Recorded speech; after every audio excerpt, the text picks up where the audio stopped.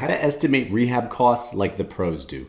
What's up guys, welcome back to the channel. So in this video, I'm gonna unpack 3 ways to dial in your rehab costs. So bear with me, let's get into it. So the very first way is to leverage tools and resources that already exist. The first of which is books on this, right? The book on how to estimate rehab costs by Jay Scott, published by Bigger Pockets. He's done this twice already. He aggregates data from all over the country, compiles it into a book, and there's line items for wherever you are in the country for what things should cost to help you dial in your rehab as you're building out your scope. So first and foremost, start there. Use that as a reference tool. Secondly, where are you building it? You're gonna need to build it in some sort of a worksheet. You can use an Excel, or you can do what we do and use House Flipping Spreadsheet by Flipper Force. It's a piece of software designed by Dave Robertson. It's super thorough. It's the same software I've been using since I got started. I modeled my very first deal in it, and we still model every deal we do in it.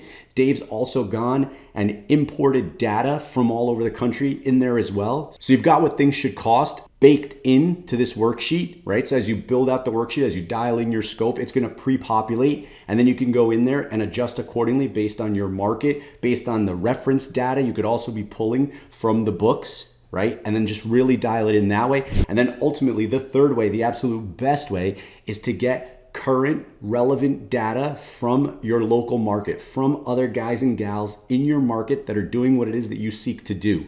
Based on the scope of the project, what are others paying to do those same things? If you're framing a house and it's 3,200 feet, what are others in your market paying to frame 3,200 feet? Right? That's the best way, because that's going to be the most current way and it's going to be the most market specific way, right? So aggregate all 3 strategies and together you can dial in a really tight scope. Again, build in a contingency for safety's sake.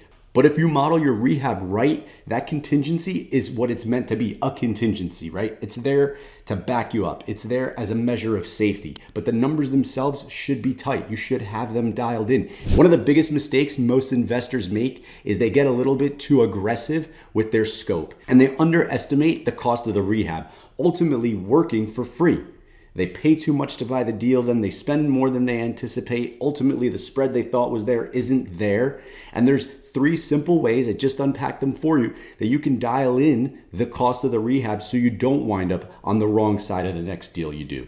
So again, it's simple, straightforward. Aggregate this data, use these tools as reference, and then leverage your local market. Typically, what we suggest you do is inside of a Facebook group like ours, like our Fix and Flip Foundation group, where there's a lot of active investors from all over the country sharing their bids, sharing their proposals in real time. That's where you can get the best data, but aggregate all that data into your scope.